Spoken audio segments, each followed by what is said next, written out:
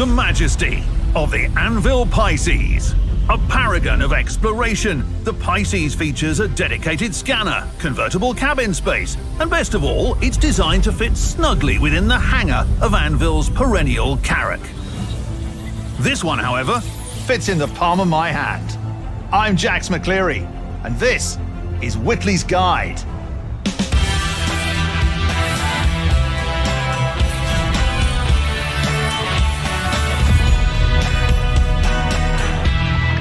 For our premiere episode, we're here at the 2949 Intergalactic Aerospace Expo, or more precisely, above it. And this is in fact not an Anvil Pisces, but a true-scale remote-controlled replica.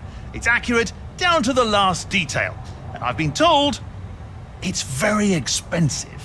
So, naturally, we're going to attempt to blow it up, because we're borderline obsessively committed to putting the galaxy's best gear to the test. For you. To that end, behind me you might have noticed the rather intimidating 2949 Anvil Ballista. We're about to put this mobile missile machine through the Whitley'S ringer. The aim, so to speak, is to see if it really can take out our tiny target, even as I pilot it, Jimmy, the stick please, through daring evasive maneuvers. The missile we're launching is, of course, a dummy round with a diminutive explosive charge capable of taking out our tiny Pisces, but not much else. At least, that's what I've been told, and I hope it's accurate, lest the next landing zone over gets a very unfortunate surprise. Apologies in advance, Area 17. All right then, away we go.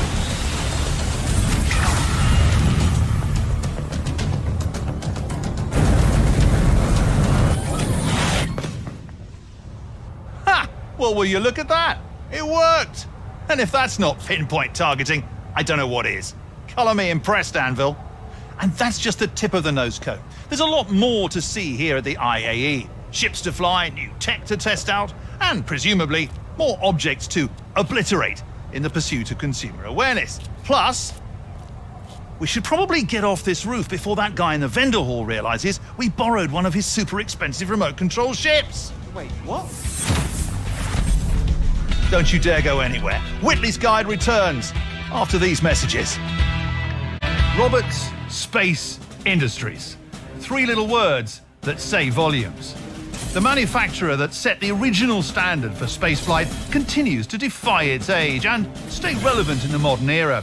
From the Origin-style bells and whistles gussying up the Constellation Phoenix to the more traditionally utilitarian Connie model and the exhaustive Aurora series, RSI offers plenty of reliable options for green pilots and crusty old pros alike. And of course there's RSI's more aggressive side, exemplified by this lean, mean interdiction machine. Behold, the Mantis. A perennial favourite of law enforcement agencies and the scourge of space scum everywhere. That little doohickey in the front there? That's a state-of-the-art WATEC quantum enforcement device, or QED, and where the Mantis gets its bite. This little beauty can rip a ship out of quantum with ridiculous precision, a privilege that has previously been restricted to responsible and qualified pilots. So what do you say we test her out? Roomier in here than I expected. But a spacious cockpit isn't why the Mantis has the hearts of law and ordery types aflutter. Let's get down to business and see if this thing does what it says in the brochure. Now, Jimmy is in a trusty Aurora around the other side of the planet. I'm going to fire up the QED, and when I give the signal, Jimmy is going to attempt to QT right past us. Here we go.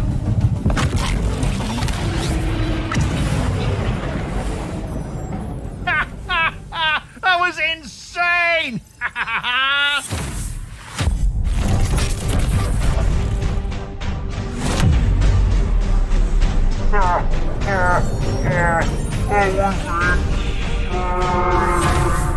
You know, I honestly don't understand why advocacy agents seem so stuffy all the time. If my job entailed snaring ships out of QT, I'd be happy as a clam. Although, I suppose today my job does entail that and I don't have to deal with any violent criminals. Just Jimmy. So, win-win, I suppose. Stick around for more from the IAE and Whitley'S Guide. pure speed. Every year, it feels like the offerings here at the Intergalactic Aerospace Expo get faster. Or maybe I'm just getting slower. Probably a little of both. Anyhow, I'm sitting here in a Kruger Archimedes. It may be a snub craft, but when you top out at 1,340 meters per second, well, no quantum drive, no problem. Jimmy is currently queuing up to purchase a presumably delightful frozen dessert down in the expo hall. Personally, I'm an Irma's farm man. Now, if this little minx is as speedy as they say she is, I should be able to get to the Irma's in Area 7, procure a tasty treat, and make it back both before it melts and before Jimmy gets through that massive line.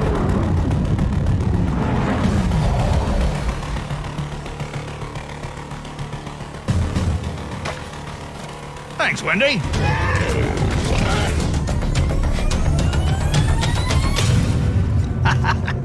Close, but no cigar, Jimmy. Hats off, Kruger.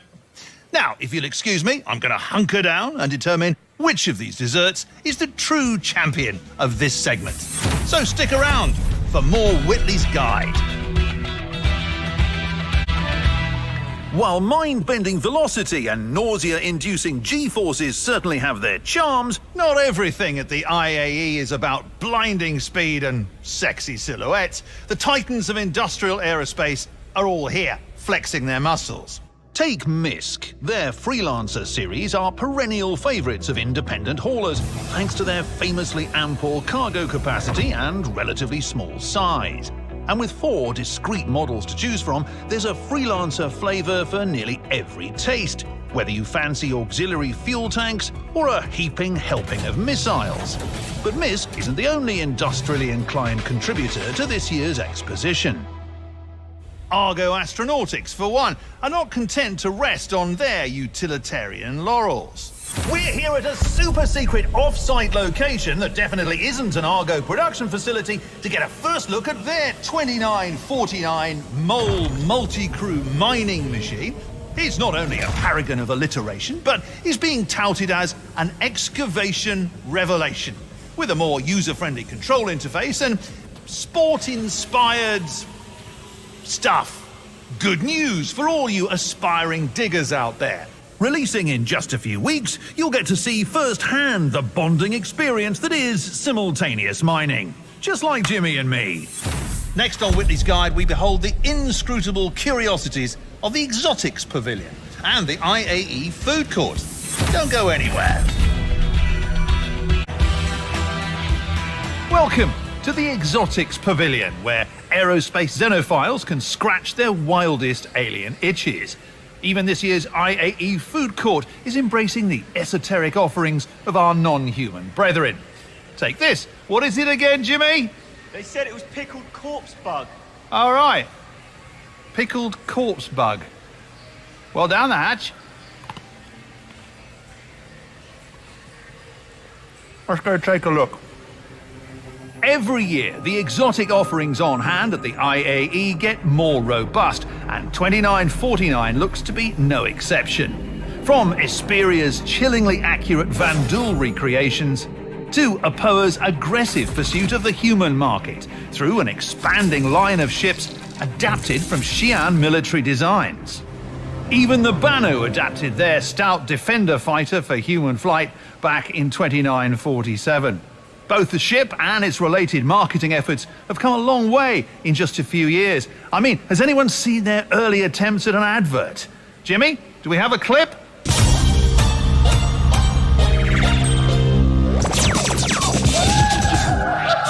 Well, I don't know much about advertising, but now that I see it again, I have to say I sort of miss that authentic Banu charm.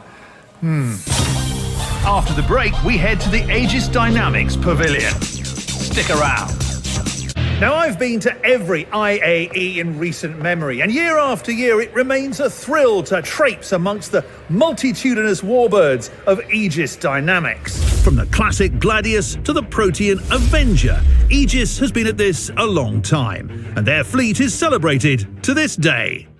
The Vanguard series remains an industry standard in long-range fighters. The 2949 models sport vintage-inspired, throwbacky exteriors, improved and expanded interior cabins, and of course, a lot of weapons. And if huge ballistic repeaters and a plethora of missiles aren't enough, you can always drop a few of these big nasties via the Nautilus mine layer, celebrating 400 years of service this year. To drive the point home, they've been trotting out these decommissioned proximity charge mines, which I'm told are completely safe. But what do you say we find out just how confident Aegis is about their prop here? Thank you, Jimmy. For science!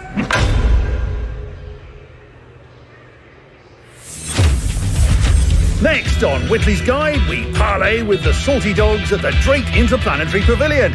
Under the watch of hotshot Wunderkind CEO Andon Arden, Drake Interplanetary has attempted to pull themselves out of the quagmire of controversy. If you ask me, they continue to turn out the same scrappy, dependable stuff while attempting to song and dance a white hat onto their admittedly tarnished image. But at the end of the day, you can't argue with results. That said, Drake claims that they no longer willingly sell their product to reprobates and nefarious Nellies. I'm about to go undercover, thank you Jimmy, to find out if Drake's people are really towing the line or if they are beholden to the almighty credit. Here on Whitley'S Guide, we aren't afraid to tackle serious issues. Come on. How many civilian ships do you think this thing can take down without rearming? 10? 15? You say credit ships? Oh, sorry, there's blood on those. You know, I'm a personal acquaintance of Jan Dredge. Too soon? Yeah, that's way too soon. So, between you and me, roughly how many human-sized slaves do you think we could fit in this cargo hold? Security!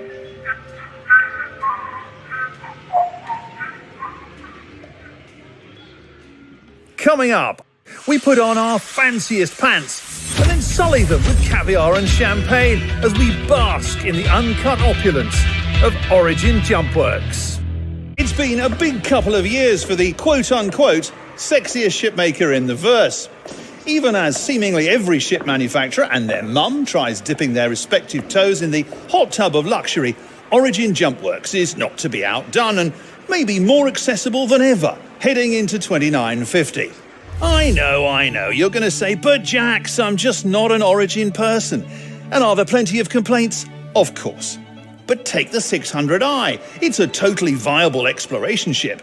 But with so much to explore on the inside, you might never make it out of the bar.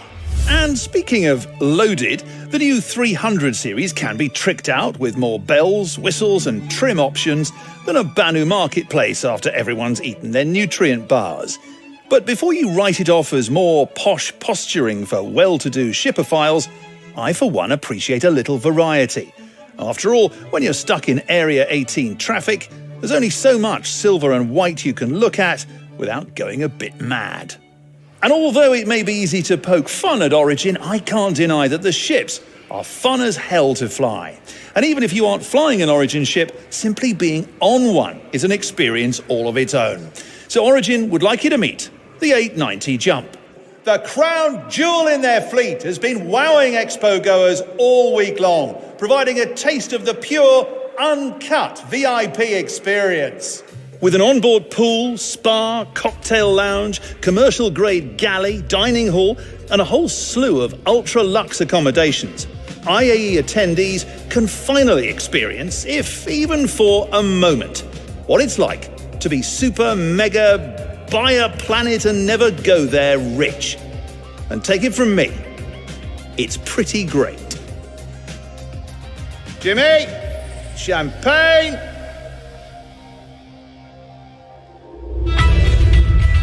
And there you have it, folks. We've seen all there is to see at the Intergalactic Aerospace Exposition. We laughed, we cried, we caused a moderate amount of property damage. I'd like to thank the entire staff here at the IAE for not kicking us out on day one. I'd like to thank my producer Jimmy for deftly persuading the IAE staff to not kick us out on day one. And of course, I'd like to thank all of you lovely creatures for watching. This is Jax McCleary saying, see you next time on Whitley'S Guide.